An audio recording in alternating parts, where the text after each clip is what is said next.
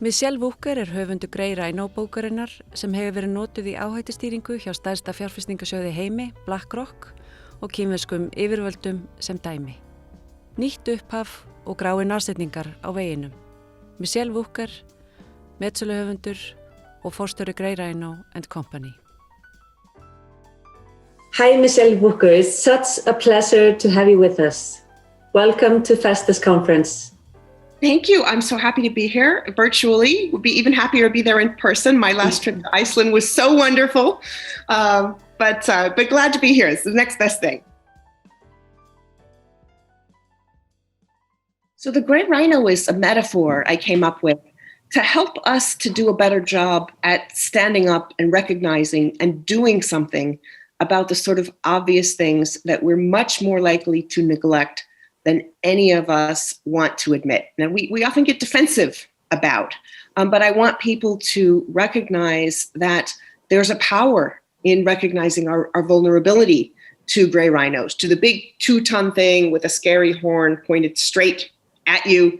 And that gives you a choice, really, to either get out of the way, let somebody else get trampled, to stand there and get trampled yourself, or even better, to hop on the back of the rhino and really harness that strength and that power to make something good happen.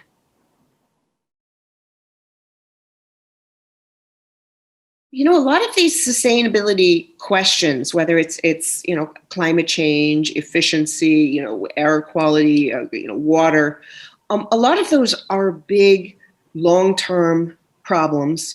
In many cases, they are here, but people don't want to see them. There's some of the easiest things to ignore, but at the same time, there's some of the things that are most crucial to our survival. And just like a regular rhino, when they're far away or when they're small and cute and little babies, those are the times when it's easier and it's cheaper and you're more likely to succeed in doing something about them.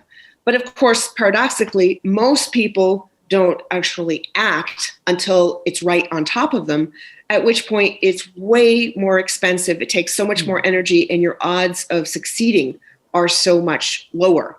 So sustainability questions, climate change are all quintessential gray rhinos and the kind of things that everybody needs to play a part in standing up to and trying to fix.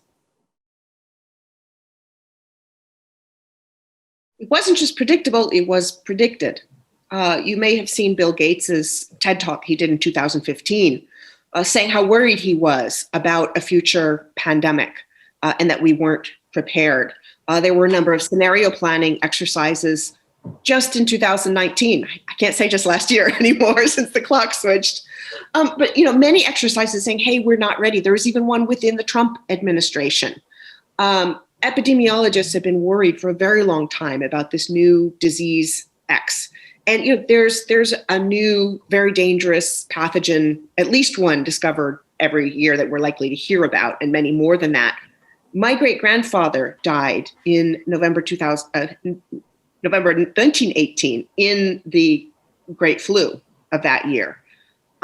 So we see pandemics all the time. They don't always look exactly alike. We don't know exactly when they're going to appear. But that's one of the problems we have with predictions, and particularly when people talk about stock markets. Like if you don't say that, on X day, the stock market is going to drop by, 2.9% because of whatever thing, then you couldn't predict it. And that's not true. Gray rhinos you can predict within a certain broad set of parameters. But the important thing about pandemics is that the warnings that are coming out are saying, hey, this wasn't even the big one, that we need to be looking not just backwards at what we can learn from COVID, but forward. And that's one of the things that's so important about the Gray Rhino concept, is that it is something you can see in front of you and that you do have the power to do something about. After the 2008 financial crisis, people got used to saying, oh, black swan. This was something that nobody could have seen coming, even though I was in financial markets at the time, and, looking at housing price bubbles and all sorts of things. All of my friends who studied the works of Charles Kindleberger were saying, hey, this is a disaster waiting to happen. People are saying the same thing about markets now. What we need to be doing really is looking forward. And with the Black Swan, people got so used to saying nobody saw it coming, even when people did say it coming. And we need to stop doing that. And we need to look forward and say, what is in front of us? What are we doing about it? What do we need to do differently? And what can we do better? That's such an important point that, we're not sure how to understand them. There are three big ones that I talk about a lot. But before I give you those, I just want to preface it with this concept is most powerful when people see gray rhinos for themselves. Sometimes people on Twitter are like, oh, this was a gray rhino, you didn't see it. I'm like, okay, that's not the point. I'm not the great gray rhino spotter of the whole world, that everybody needs to be their own gray rhino spotter. The whole point is to look forward. It's not to say, I told you so. So the three big ones that I was worried about before the pandemic, but that the pandemic have made so much worse. First one, climate change. Certainly lots of ties between that and the pandemic.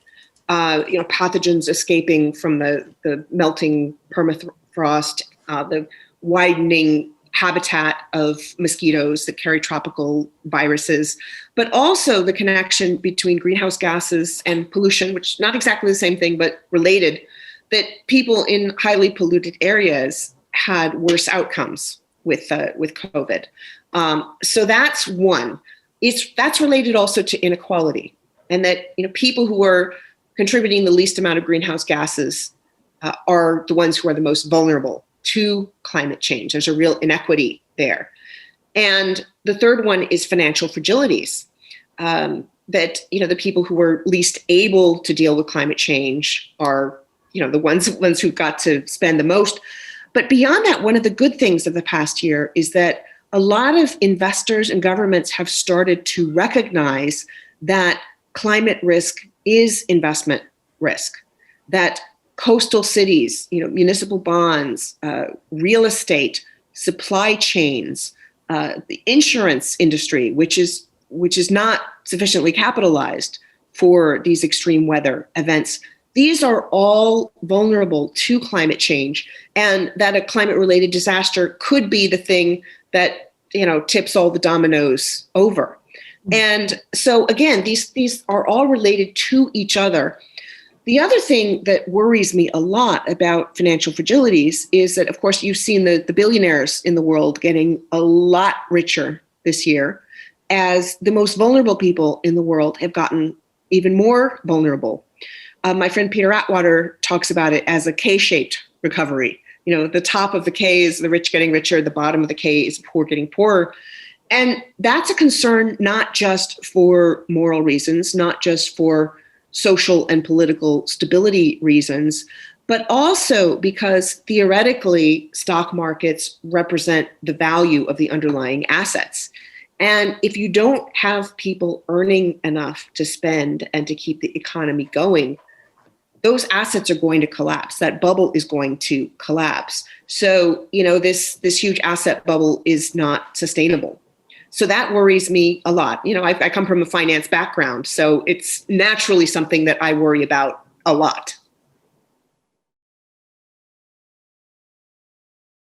So the message is really that the decisions that you make about risk, which is really the choices you make on all levels of your life, are what define you as an individual, as an organization, and as a society. And when you understand what creates what I call your risk fingerprint, the set of personalities, culture, experiences, habits, the people around you, when you understand what puts that fingerprint together, what makes you who you are in terms of risk, that gives you an incredible toolbox for excelling in your career, for having better relationships, for dealing more constructively with conflicts, and as a business to be more successful and profitable, to retain employees, and above all, as a policymaker, as a government, as a nation, to create an ecosystem and support it that helps individuals to make good risk decisions. And that includes both seizing opportunities and avoiding bad, dangerous risk decisions. And when that ecosystem exists, when individuals and organizations and policies are all working together, looking through a risk lens to make decisions, the potential there is amazing, and we've got a missed opportunity. Thank you so much, Michele. This has been so informative and so inspiring. I wish we had longer time to talk, but we will be sure to discuss your points during the panels following your talk. Thank you so much for being with us, and good luck with everything. Thank you.